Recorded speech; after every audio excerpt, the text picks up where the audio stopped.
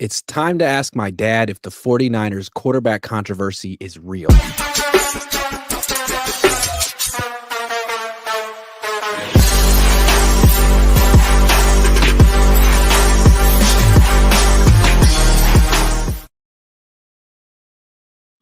Good morning. Welcome to the Cohn Zone. We're the Cohns. That's the original Cohn, Lowell Cohn.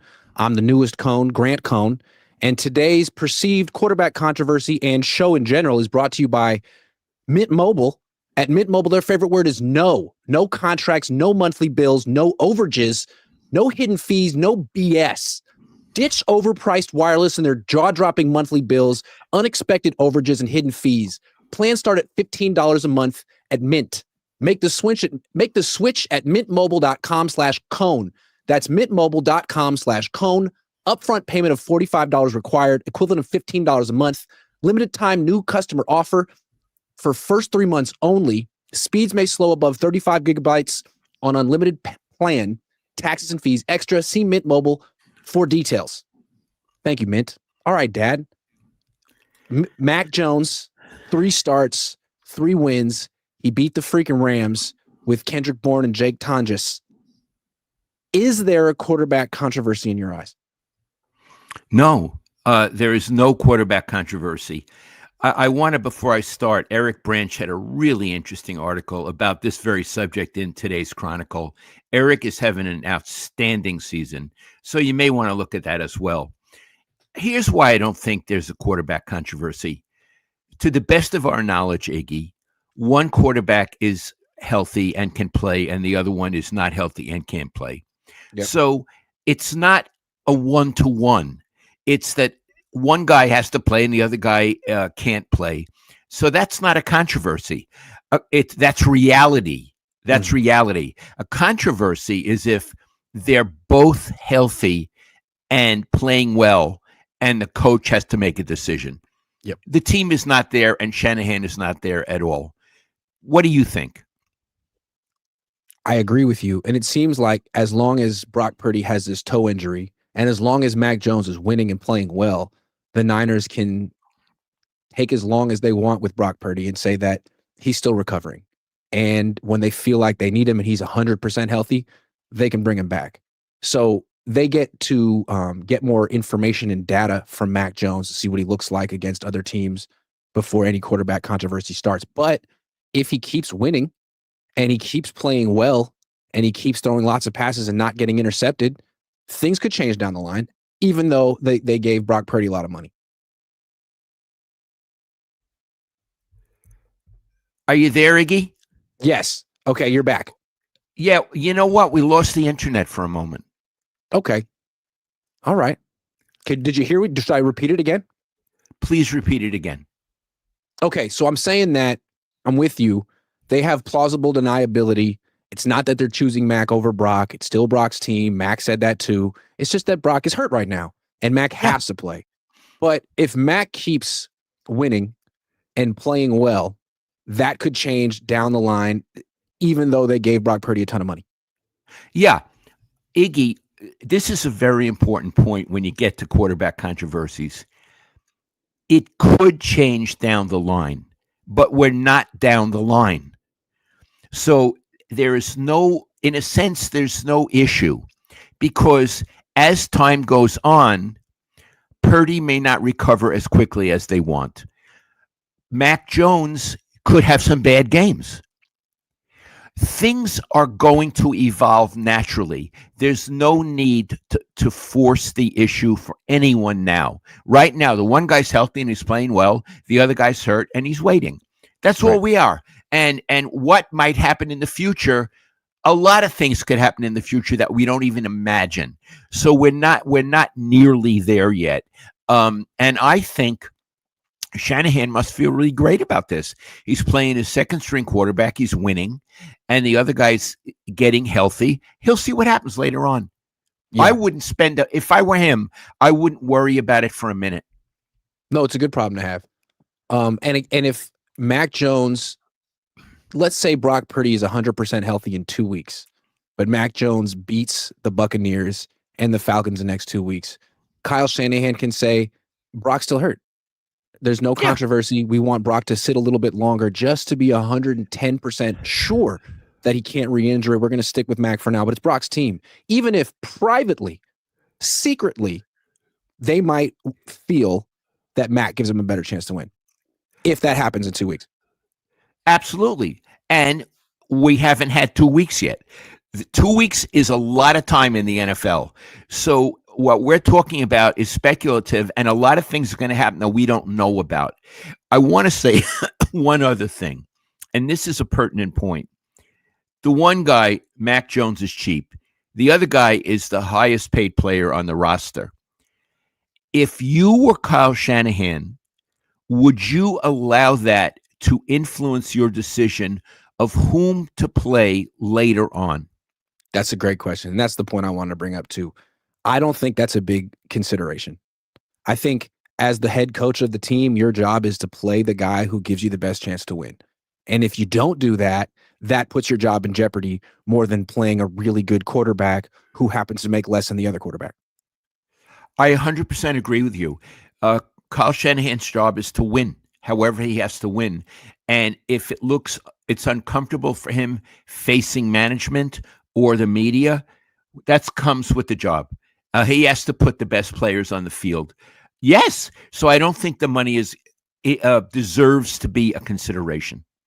Yeah, it's like it's not going to get to a point where Brock's healthy, Mac's healthy, and Brock's throwing a lot of interceptions, and the Niners say we have to keep putting Brock out there and we have to keep losing because we paid him. If that's what happens, they wouldn't do that. They would make the switch at that point. And of course, we're not there, but I really think this contract doesn't really matter anymore that much. That's how I feel too, and I always have felt it's their money. It's not my money. They can spend it however they want. They're entitled.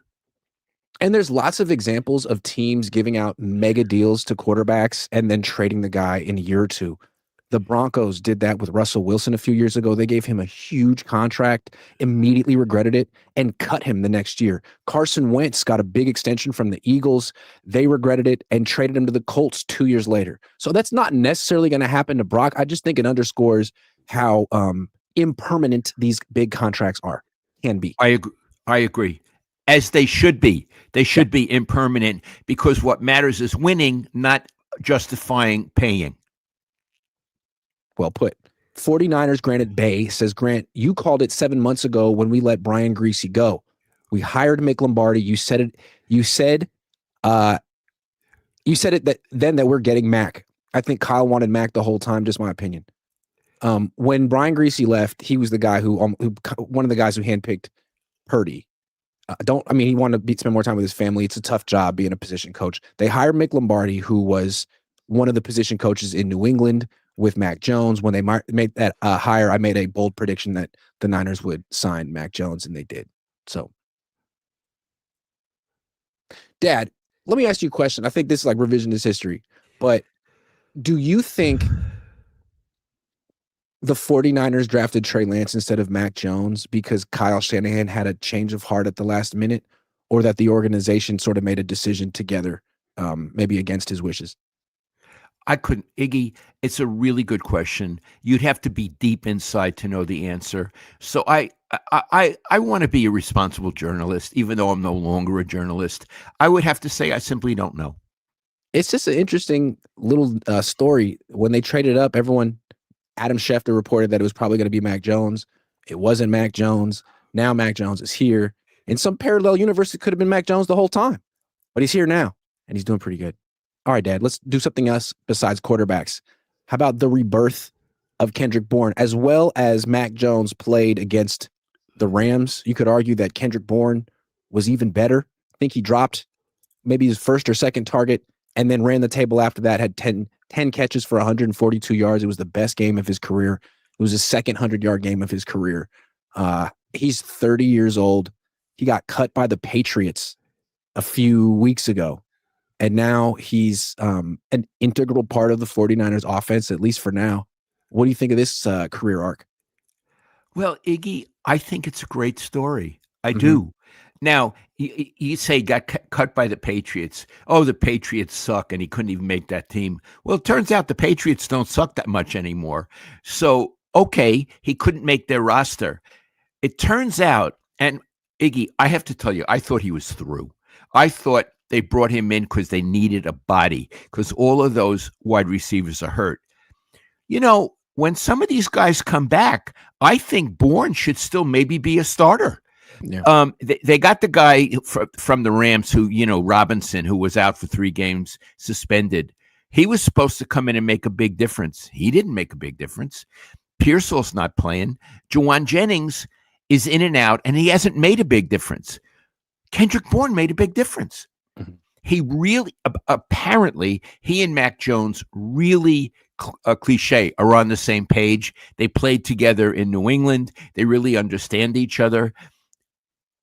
Judging by the last game, Kendrick Bourne is everything you want in a wide receiver. Who knew? Yeah. And I think it's so interesting how every season's a new universe. Like in the past, Jawan Jennings seemed like just such an incredible player and so clearly better than Kendrick Bourne. Last year, Jawan Jennings was outstanding and he was gunning for that contract extension and he didn't get it. And this year, I don't know what's going on with him. He's hurt a lot. He doesn't seem like he's going to be here next year. It seems like he knows it. It seems like he's on the outs. Meanwhile, you got Kendrick Bourne, who's like dying to be here, so excited to be here. And that's what this team needs. They've had so much like bitterness and I don't know, since they lost the Super Bowl. A lot of guys complaining and trying to get theirs. And you finally have a guy who's been here before, knows the culture, but still has that enthusiasm of like proving himself and winning that this team needs. It's like he's a 30-year-old rookie. He's exactly what this team needs, and they got to keep using him. Iggy, I have a concept. Certain players play in joy. They play in joy. Steve Young did. Mhm. Saquon Barkley does. He has Kittle the does. joy. The joy.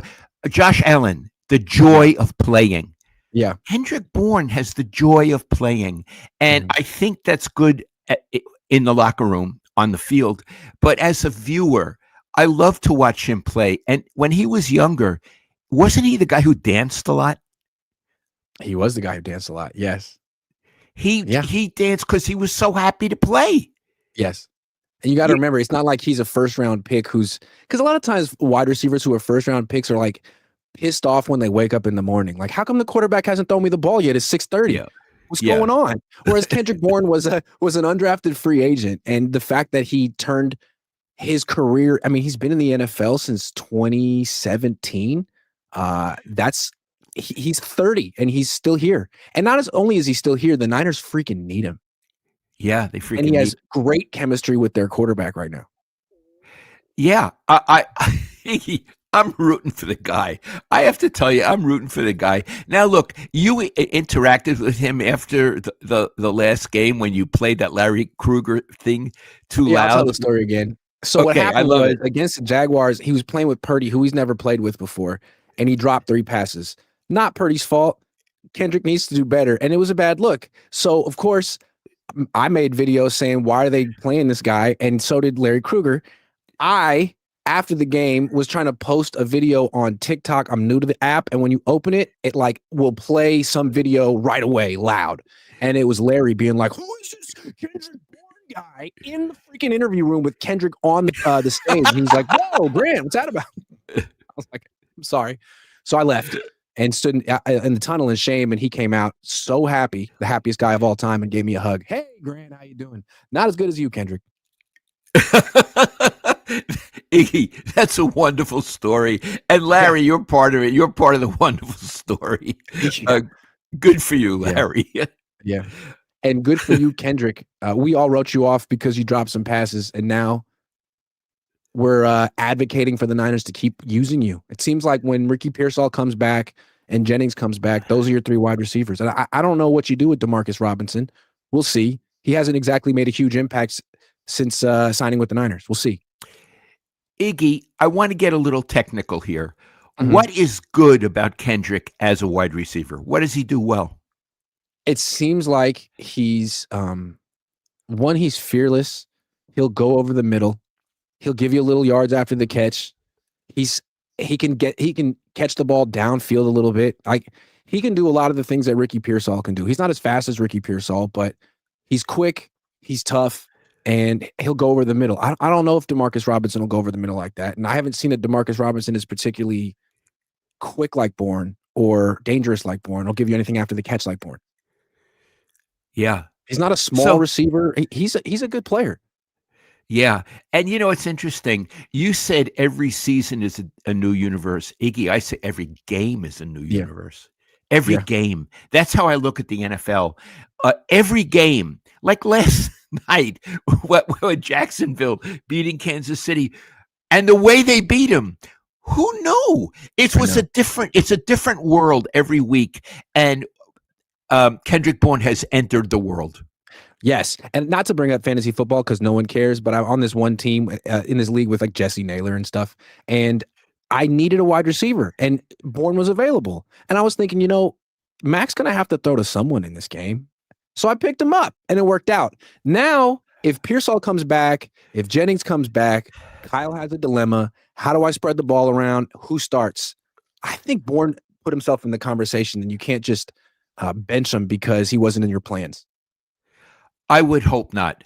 I would hope, and I'm beginning to think that Kyle is more open-minded and versatile, that he won't all of a sudden just put Kendrick Bourne to the side. And if he were to do that, it would be a mistake. I think one of the things Kendrick Bourne has going for him is that he was on this team for 4 years when he was younger, so he knows Kyle Shanahan well. They get along. And then he went to New England where he played with Mac Jones. So he has a really good relationship with the play caller and the quarterback. That's going to work in his favor. Yeah, it always worked in my favor. All right, speaking of that play caller, Kyle Shanahan, we're often tough on him around here. He's 4-1. He's doing a pretty good job.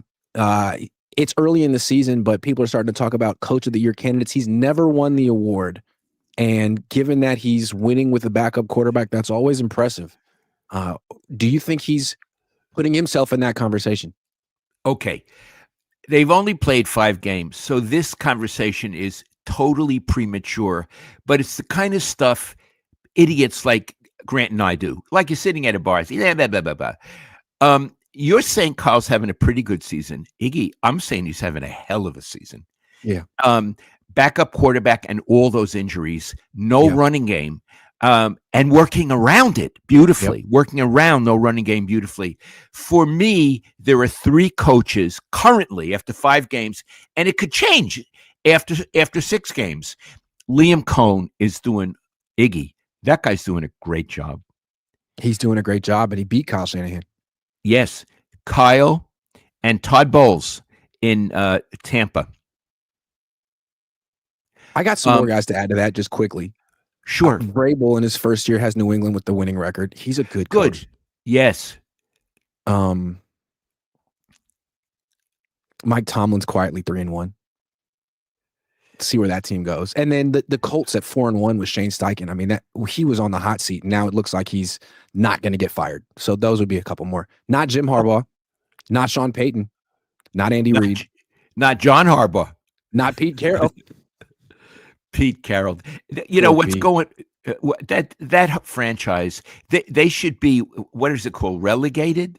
They should be relegated. Yeah. You'd think that every year or like once in a while they could be good just by mistake, just by sheer accident. Nope, can't happen.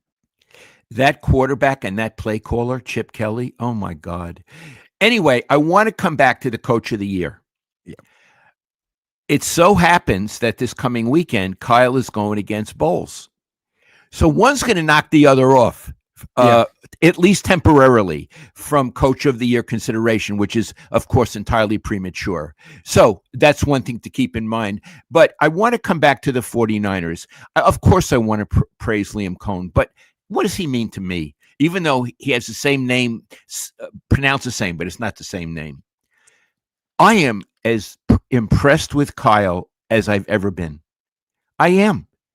I think he's steady, creative. I think a lot of the reasons they've won 4 games is he's coached beautifully. That's what I think. Yeah, and I think it's interesting because to me, his worst year as a head coach was last year. Every time they were in a close game, or almost every time they were in a close game, they lost. And it seemed like they were a miserable team. Like they didn't enjoy being around each other and didn't really enjoy football that much. It seemed like They got to the mountaintop, failed, and now everyone wanted to get their money or whatever. And now this year's team seems totally different. There's so many players who weren't a part of that loss. There's so many players who haven't been jaded by the business of the sport, who are young and enthusiastic, who are old and enthusiastic. And it seems like now, when they're in these close games, they believe in each other. They win. I mean, they have rookies making game-saving plays. It feels like a whole new, I'm not gonna say culture, but a whole new team. Iggy, when you're in the locker room now, because you're allowed in the locker room, does it, I mean, not on game day, I mean during the week, does it feel different to you from last season? Yeah, last season was weird. Last season they were like lashing out at each other. Debo and the kicker, the fullback taking shots at me. They just seemed like they all had a gripe. And then this year, like everyone's in a good mood. Everyone's by their locker. Everyone's talking. You could talk on the record. You could talk off the record. Like they're just a lot of fun to be around, and no one seems upset anymore at the world or the team or themselves or me. You know what I mean? For a while, this team freaking hated me, and now all of a sudden they're open to talk, which I just think shows that they have less to be defensive about. I love it. I love it. I'm glad I asked that question. Yeah. So, in other words, the whole vibe cliche in there is different from last season. Yeah, open, young, undefeated.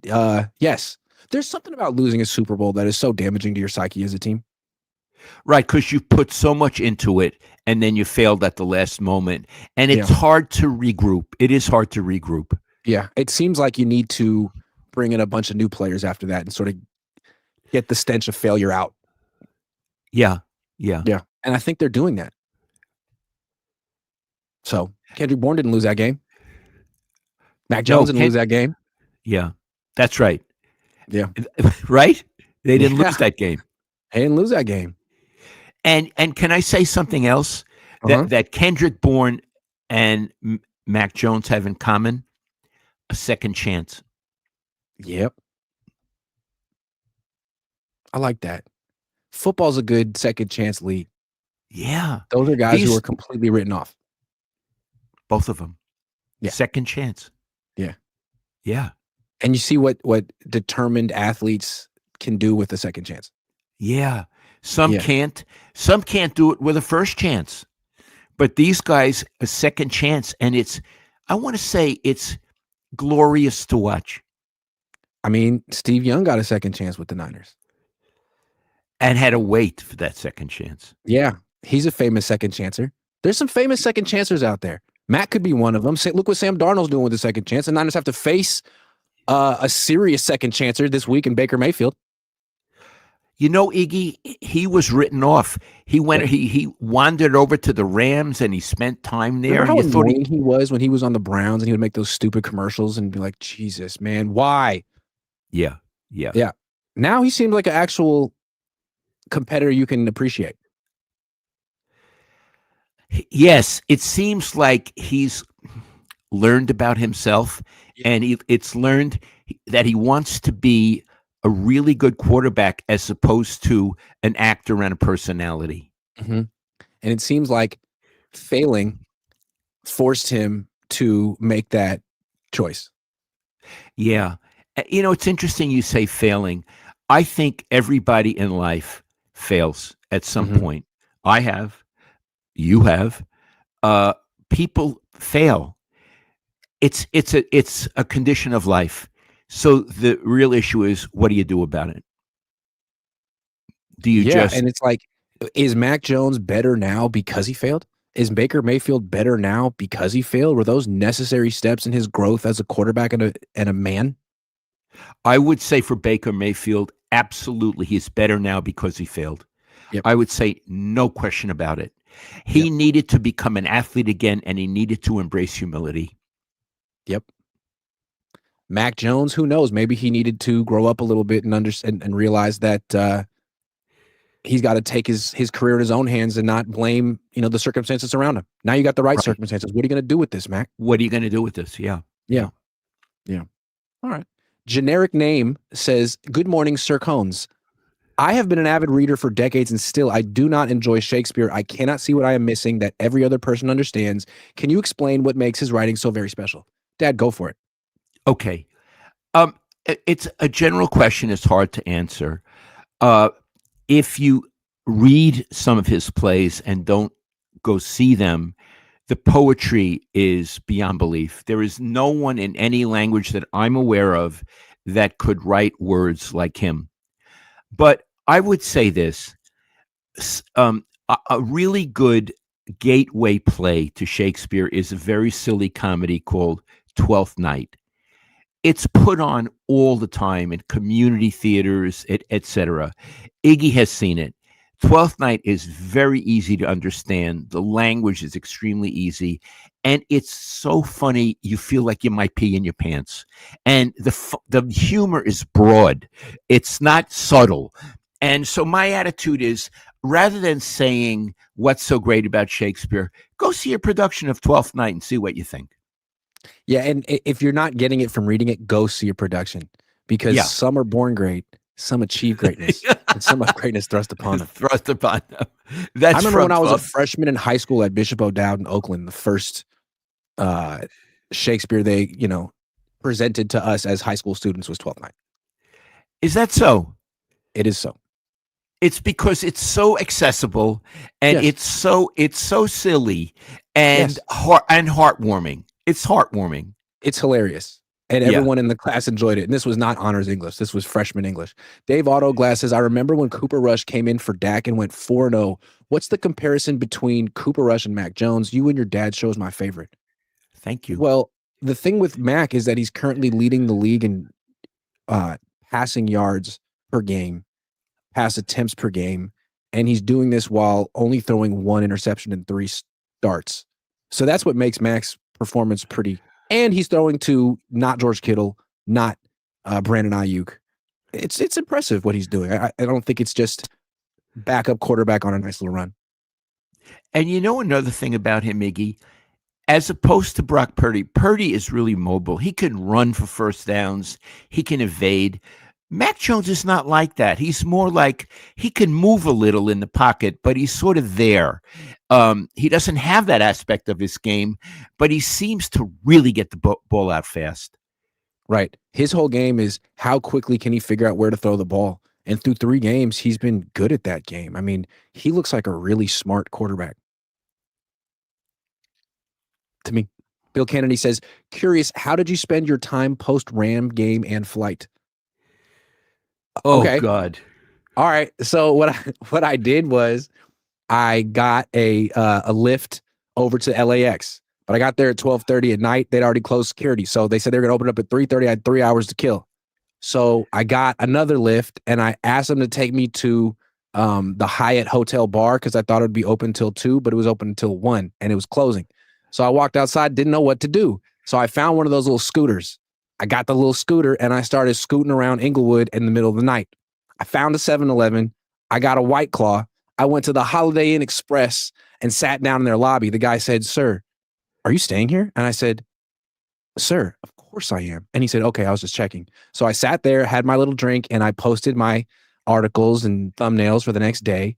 And then I finished that and I got my scooter and I scooted right to departures at LAX. And I wanted to pull up on my scooter and leave it right there. But it turns out that's against the rules. So I had to take the scooter and leave LAX and then walk back in at 3 a.m.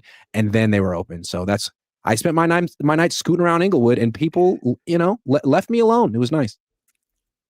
Iggy, Scooting. What's White Claw? It's like it's kind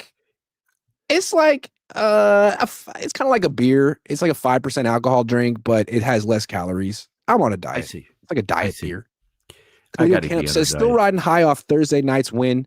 D-line's average at best. Pass rush is non-existent. Linebackers are generational and the DBs are young, but Red Dogs get them. D-line's average at best. Yeah, but those rookies are really improving quickly. Alfred Collins looks pretty good. Foot says, did you see Max showed up on the DNP because of his back? Rappaport said he got it from carrying Purdy's ass. Alex Diaz says, if you're not a Cohn Zone fan, then you're not a true Niner fan. Oh, come on. S. Dot says, possible Purdy gets Alex Smithed benched through injury, replaced by Mac Jones. Best show here, gents. Okay, Thank you. Branch brought that up. There are some parallels, but the difference was Harbaugh always wanted to transition to Colin Kaepernick. He hadn't given Alex Smith a big extension, and he drafted Colin Kaepernick with the idea of developing him slowly. And once he had one, appearance and it went well, it was easy to make the switch. It's going to be harder for Kyle to just say, "Oh, we're going with Mac," after paying Brock. Mac's going to really have to prove it, and Brock's going to really have to be awful when he plays, I would think. Michelle H says, Lowell bought your memoir, Brooklyn Jew. American sports writer, excited to read it. Mom-in-law is Brooklyn Jew, born 1940. Maybe you knew her. Love you, boys. Heart your shop. Michelle, thank you so much.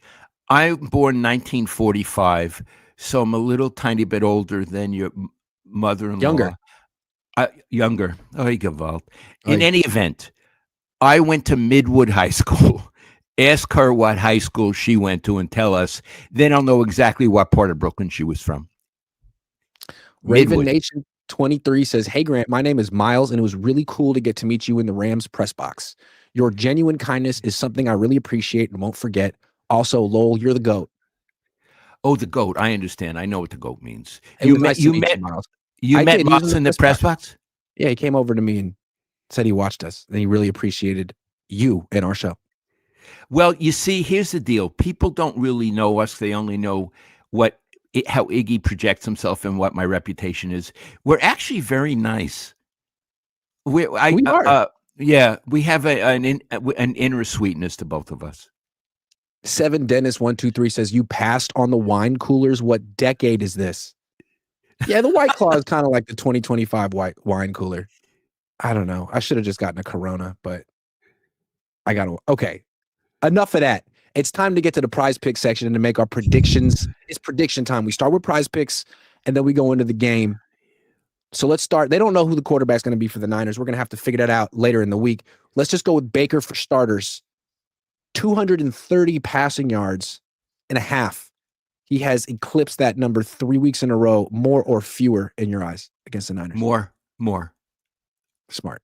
I agree with that. Rushing yards. Christian McCaffrey, 62 and a half. He has not hit that since week 1.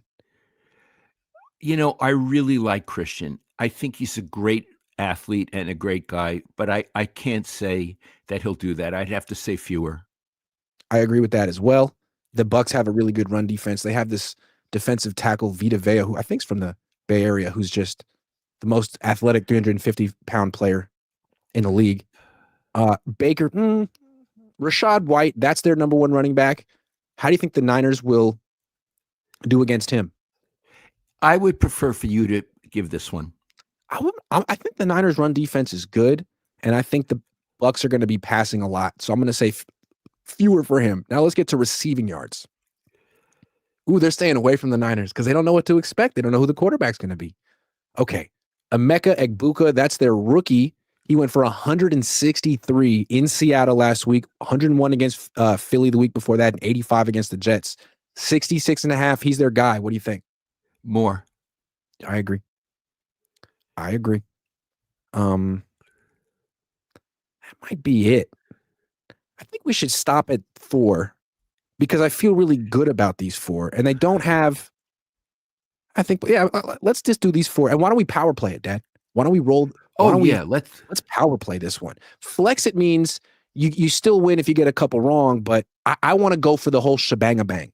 So power playing it. You know what? I'm putting 40 down. 40 to win $360. Submit in the lineup. Download the app yourself. Use promo code COHN. Play $5 and get $50 instantly in lineups when you use my promo code Cohn. And again, this is available in 45 states, including California and Texas. So those are our picks for the players.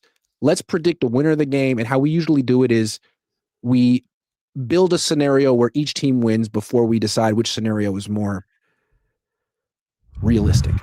Okay. So, Iggy, let's do 49ers lose. Yes. Why don't you do it? I think you're a little more familiar with Tampa than I am. Okay. I picked the Niners to lose this game when the schedule came out, and I thought they would have Nick Bosa on the team and Kittle on the team. Losing Nick Bosa makes this one tough because the Bucks are one of the best passing attacks in the league. They might be more dangerous than the Rams last week, and the Rams sort of had their way with the Niners passing defense for long stretches in that game. They gave it away with fumbles and stuff. But the Niners pass rush isn't that good right now. They have multiple rookies that are getting picked on in the secondary. I think Baker Mayfield, if they win, is going to have a huge game. Look, the Niners beat the Rams, but didn't it kind of feel like the Rams didn't take the Niners seriously until like the second quarter? Like they showed up like it's a Thursday night game. We're facing their backup quarterback, their backup wide receivers. I know the coach said to take it seriously, but it's going to be easy. And then they're down 14-0 in the second quarter. Like, oh shit, we really have to play today. And then they showed up and almost won. I get the feeling that the Bucks at home are going to play really hard, and Baker's going to play really well and throw for like 300 something yards, and a lot of touchdowns. Close. Would you call it a close game? Yeah, I mean, I think that Mac Jones and the Niners offense is going to show up and do well. They've been doing well. It's going to be a higher scoring game with a lot of passing. I just feel like the Bucks are at home. As much as I like Mac Jones, Baker Mayfield's better. As much as I like Kendrick Bourne, their rookie wide receiver is better. They might just be better. They're a really good team. Do a scenario 49ers win. Okay. A scenario the 49ers win. Well, Baker Mayfield's really good, but he's the kind of guy who will throw interceptions. And Mac Jones recently hasn't been doing that. I mean, he's so, I wouldn't say eager, but willing to check it down to Christian McCaffrey, which is always a good way to not throw a pick. And in a close game, the turnovers decide it. So if the 49ers can somehow intercept a pass for the first time in like 11 games, they'd be in business. It's a little disconcerting that they haven't intercepted a pass in 11 games, but Lenore's playing really well. Renardo Green had a great game last week.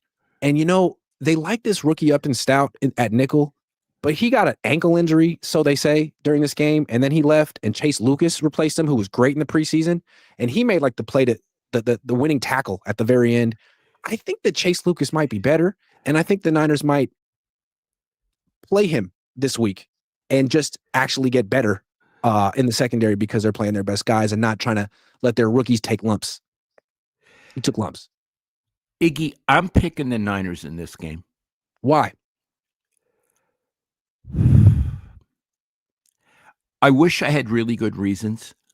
I'm going to say I think they're a much better team than I imagined. Yeah. And I'm saying with all the injuries, they're still a really good team. Kyle is at the top of his game. I really think he is. I think McCaffrey, one way or another, is going to have a big impact on this game. I think Salah's defense is going to frustrate Baker enough that he's going to throw one or two picks. Close game, but I'm picking the Niners on this. Yeah, they don't have Bosa, and that's big, but I feel like as long as they have Fred Warner, their defense is going to be good to very good. And they'll figure out the rest. I think they're figuring out which cornerbacks and safeties they need to play. I'm going to pick the Bucks because I think that this is a bigger challenge than last week. And really, the fact that they beat the Rams last week was incredible. Great win. But if they played the Rams again this week, I'm not sure the Niners would win that game. They pulled off a real impressive upset. And I think this would be another upset. And I don't know that they can go across the country and do it. But I'm open-minded. I do think it'll be a very close game. And a hell of a game. A hell of a game. A lot like the one against the Rams. These are some of the best teams in the NFC we're seeing right here. Iggy, sometimes when I would travel across the country for a game, and I knew that it was going to be a crummy game, and I always tried my best, but I wasn't excited about it. My guess is you're excited that you're going to be at this game and covering it. Absolutely. I mean, sometimes it's interesting if you feel like you're covering a slow train wreck and you want to see how it happens, but this season feels like one of the most exciting seasons I've covered. It feels like a young team trying to reestablish itself, not an old team trying to make it back. I feel like that narrative is always tired. Like, can they get back and right their wrongs? Like, no, you need to turn the page and start over with a young, fresh team. and a whole new climb, which is what they're doing. I love it. Yeah. Yeah. I would be very excited to cover this game, and the way it would translate for me is I would say you have to write the best column you ever wrote. Yeah. You have to honor the game by being the best you could be. That's right. My instant reaction has to be great, whether they Yeah. win or whether they lose, whether it's a Yeah. blowout, whether it's close. My grades have to be accurate. My post-game show has to be as good as the game. That's how I feel. Yeah. Yeah. It's a good feeling, right? Like you got to rise to the occasion as opposed to, well, this team sucks. And whoever's watching, great. Yeah. You have to rise and you have to have something interesting and different to say. That's right. Yeah. That's right. It's not good enough to be like the Niners lost, fire Kyle, or the Niners are great, Mac's the best. No, you can't. You It's got to like have something to say. when you cover the Warriors, you can't keep writing Stephen Curry's good. You have to find something else. How many times have you read that story? Oy. Oy. All right. Isaac Barraza says, how did the Niners locker room deal with Joe Montana and Steve Young when Joe hurt his back in 86? And are we going to have a repeat quarterback controversy? I never saw anything in the locker room pro Steve, against Steve, nothing like that. I never saw that. I think Joe and Steve were extremely professional. I don't think they liked each other, but I don't think they hated each other. They were generally respectful to each other. I do know that behind the scenes, certain Joe advocates had crummy things to say about Steve. I do know that. I don't know the other way around. Joe was much more established than Steve, nor do I say that Joe encouraged that. I'm not blaming Joe. I'm just saying what I know. I do have another story, which I've told a long time ago, that one of the offensive linemen told me, and I don't know if it was 86, but Joe had to come out of a game and Steve went in, and Steve started giving orders. Do this, do, like that, like a quarterback. And the people in the huddle resented it. This was told to me. And I spoke to a coach about it. And he said, I wish that hadn't happened. They hadn't resented Steve, but I totally understand it because Joe had to earn their respect and earn the right to be the leader and give direction. And Steve had not earned it yet. And that's what they felt in the huddle. So, yeah. And Steve wanted it to be his team eventually. And Joe, it was still Joe's team. And right. He had already won 2 Super Bowls with the Niners before Steve got there. So I wasn't alive yet, but I could imagine that the organization, the locker room wasn't extremely eager to move on from Joe Montana during his prime to Steve Young, who had struggled in Tampa. I think Joe had to get older and injured, and Steve had to play really well for an extended period of time before that was something that team wanted to do. And I do know, again, from a coach on the team, that at one point Bill Walsh called a coaches meeting, and he said, I'm thinking of trading Joe Montana and starting Steve Young. And he said, everybody in this room, these were all the coaches sitting around a big table, who agrees with me that we should trade Joe and start Steve. Everybody raise your hand. And nobody raised a hand. That's funny.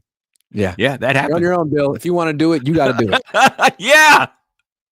A125 says, who has been your guys' favorite coach to cover? Oh, for me, it's Bill Walsh. There's no question about it. I wrote a book on him. I want to elaborate a little more. First of all the coaches that I coached in my long career, he was the best. He's the one who had the biggest impact on his sport. In addition, if I look at it, I was an English major. If I look at it as who's an interesting character that I'd like to read about in a novel or I'd like to write about, there was no one who had the complexity, both nice and not nice, that Bill had. He was a character that Dickens could have written about, or Tolstoy or Dostoevsky. He was head and shoulders above everybody else. And that's why I like covering Kyle Shanahan. I think he's so interesting as a character in the sense that he's at least for his entire life, his professional career, he has been um, his own worst enemy, to use a bad cliche. Like he's his own nemesis. I love it. Yeah. Like if you look at tragedy, like a tragic Yeah. flaw. Yeah. Yes. His tragic flaw is he's himself, Yeah. and he I will love get in it. his own way at the crisis moment, or at least he has every time. I love it. Yeah. Noah says, will the Niners exit the Purdy contract after the end of the 2026 season? The fact that they have this option really says a lot about what they think of Purdy. Purdy makes me nervous when he plays. Yes, financially, salary cap wise, it hurts them. They can get out of his contract after 2 seasons. It would be much more difficult to do it after 1. But we got some time, Noah. Does Purdy make you nervous when he plays now? Me? Yeah. Well, not nervous because I'm not engaged in that way, but I do expect him. I expect him to throw 2 interceptions a game. I do. I do too. Wink Woe says no Bucky, no Evans. As long as we get a lead, we'll be fine. It's true. Okay. All right. It's true. Joseph Ernberg says Brock gives me the same interception anxiety that Jimmy did. Oh, gosh. S. Dot says Niners will be better prepared. This game is a testament to their success this season. Based on schedule competition, Super Bowl contend or pretend. This is a big deal game. You know, I'm glad that S. Dot made that point. Iggy, because of what happened with the Rams, this game now is more important than the Rams game. Yes, it is. It's not in the division, I understand, but it's their standing, their status, who they are. If you go across the country and beat the Bucks, whoa. That is a because right now it's like, okay, you stole one from the Rams. Nice. A win is a win, baby. But like, are you really better than the Rams? Or was that kind of a fluky win? I don't know. If you go and beat the Bucks, it's like, okay, you might be better than the Rams and the Bucks and a lot of teams. But if you lose to the Bucks, it's like, well, we don't know about you yet. You lost to the Jaguars. Yeah. You lost to the Jaguars. Yeah. Gojira Von Jinx says Todd Bowles 0-4 versus Kyle. Oh, by the way, we got to put a bottle of wine on this, Dad. Anytime we disagree on an outcome of a game, and now we're betting a lot of bottles here, so it doesn't have to be. I'm losing a lot of bottles. Okay. Yep. What do we? Anything, any bottle. Okay. Hunter Bassler says recently Colin Cowherd called Jim Harbaugh the greatest coach ever. You guys covered him closely. What do you think? Yeah, his argument was that he's won every place he's gone every place. Okay. I want to say something real clear. I have no idea about this guy, Colin Cowherd, although I think you spelled his name wrong. That's how important he is. Anyone who'd say that Jim Harbaugh is the greatest coach ever needs a timeout. Jim Harbaugh, who I know better than Colin does, would never say he was the greatest coach ever. He used to go into Bill's office and talk to Bill to learn football. Yeah. Jim Harbaugh is a great coach who has never won a Super Bowl. Nope. And he's not going to win a Super Bowl this season, Iggy. His team is underperforming. So Colin Cowherd, I don't know. Do these people go on and just say things? Say, if I say this, do. I don't know. If I forget Harbaugh for a second. Yes, Bill Walsh is the correct answer. My cousin, your nephew, Mike Dauber, shout out to Mike, makes a very compelling case because he's from Virginia for Joe Gibbs. And what he says is, both Walsh won 3, Gibbs won 3, but Gibbs is the only coach ever to win 3 Super Bowls with 3 different quarterbacks. And that's not easy to do. And none of them were Hall of Famers, I don't think. That's very interesting. And Michael, I love your point. Gibbs was great. And Iggy, I've told this story, but I'm going to tell it again. Gibbs was retired, but his son was playing on Walsh's Stanford team when Walsh came back to Stanford. Friday night, he'd put his game plan to rest. They used to be at Ricky's Hyatt House on El Camino. They'd stay the night there in Palo Alto. Now that's gone. and he would always say, "Lowell, before you drive home to Oakland, let's get a drink in the bar." Mhm. And so we were walking to the bar, and Gibbs is walking out of the bar. Now these guys were competitors, and Gibbs's kid was on Walsh's team. They passed each other in the bar, and they sort of went like this, like that, and So hi, and they didn't stop. They didn't stop. They didn't say, Gibbs didn't say, "How's it going, Bill?" Bill didn't say, "Your son Coy, who's died, and was a very nice young man, is really, I love having him here." Nothing. They barely acknowledged each other, which, because you see after games how coaches hug. There was Mhm. nothing like that. So we sat down at the table, and as we were waiting for our drinks, I said to Bill, "Excuse me, but that was kind of odd that you and Gibbs know each other, and you barely acknowledge each other." And he said, Lowell, we were really competitive when we were coaches." That was his answer to me. interesting. Yeah, At least he was aware about it, about why he did what he did. Bill yeah. Kennedy says, best show ever. Thank you, Bill. Seven Dennis says, will Mustafa play Impact? I don't know. They don't know. Let me see what he looks like in practice tomorrow, and I'll get back to you on that one. Seven Dennis. We got one more topic. It's an We do. NFL at large topic. The Bengals traded for Joe Flacco today. So we talked about the rebirth of Kendrick Bourne. This is like Joe Flacco's ninth life. He's been around.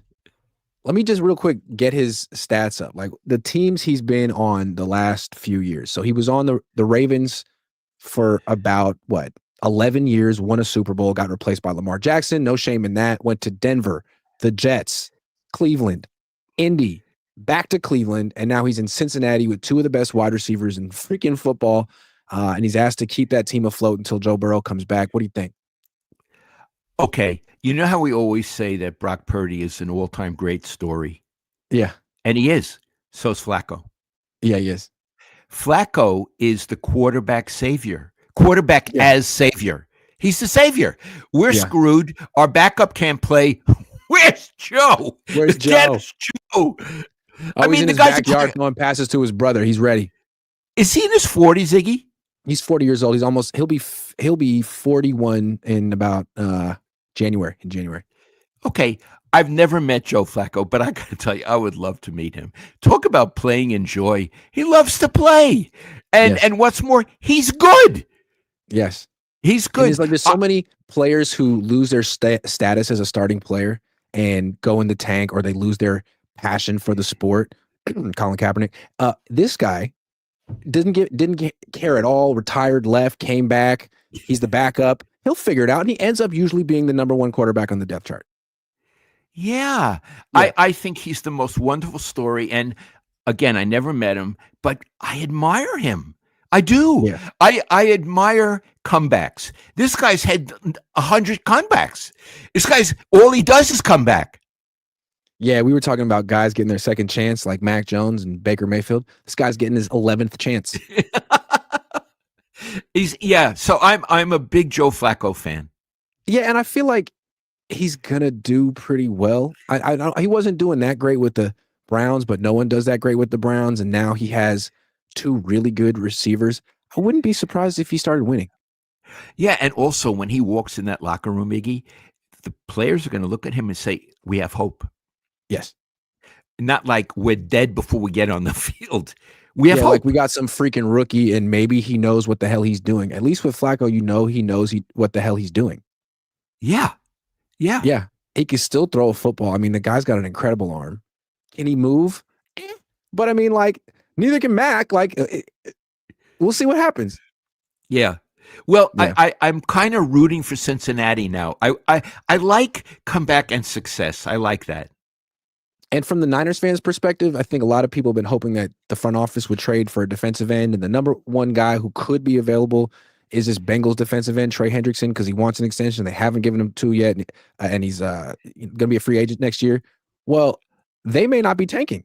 They just got Joe Flacco. They might want to keep Trey Hendrickson and actually make a run this year. So that's something for Niner fans to watch if you're interested in the trade deadline.